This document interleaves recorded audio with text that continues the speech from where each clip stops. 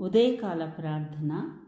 ఆలోచనకర్త, ఆశ్చర్యకరుడైన తండ్రి, బలవంతుడైనటువంటి నా తండ్రి, మీకే వేలాది వందనాలు. సర్వ సృష్టికర్త అయినటువంటి నా తండ్రి, మీకే స్తుతి స్తోత్రములు. ఆది అంత్యం లేనటువంటి నా ప్రభువా, మీకే స్తుతి స్తోత్రములు.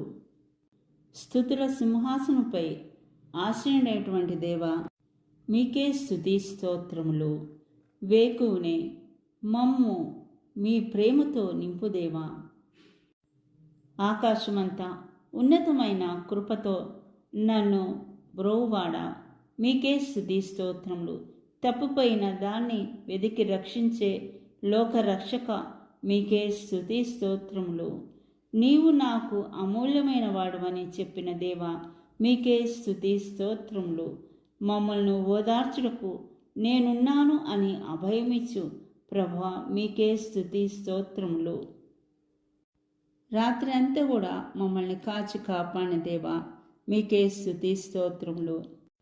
నిన్నటి దినాన అపవాది చేతిలో మేము చిక్కుకోకుండా ఉండునట్లు కాపాడిన దేవా, మీకే స్తుతి స్తోత్రం తండ్రి. ఈ సమయంలో ప్రార్థిస్తున్నటువంటి ప్రతి ఒక్క బిడ్డ ప్రార్థనని ఆలకించండి తండ్రి. మరి ముఖ్యంగా సమస్యలతో ఉన్నవారు, అప్పు సమస్యలతో ఉన్నవాళ్ళు, ఇంటి లోన్లు తీసుకుని కట్టలేక బాధపడుతున్న వారి ప్రార్థన ఆలకించండి.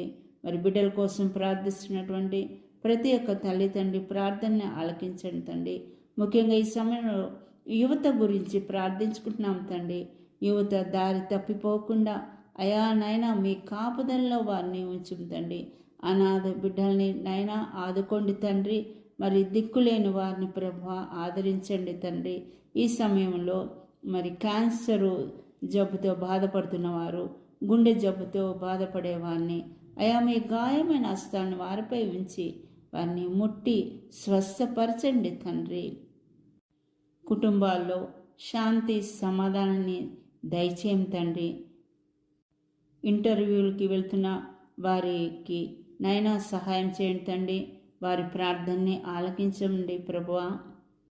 మాకు మరి ఒక దినాన్ని ఇచ్చినందుకు మీకే స్తుతి స్తోత్రం తండ్రి. ఇవన్నీ కూడా యేసుక్రీస్తు నామమున అడిగి వేడుకుంటున్నాం తండ్రి. ఆమెన్.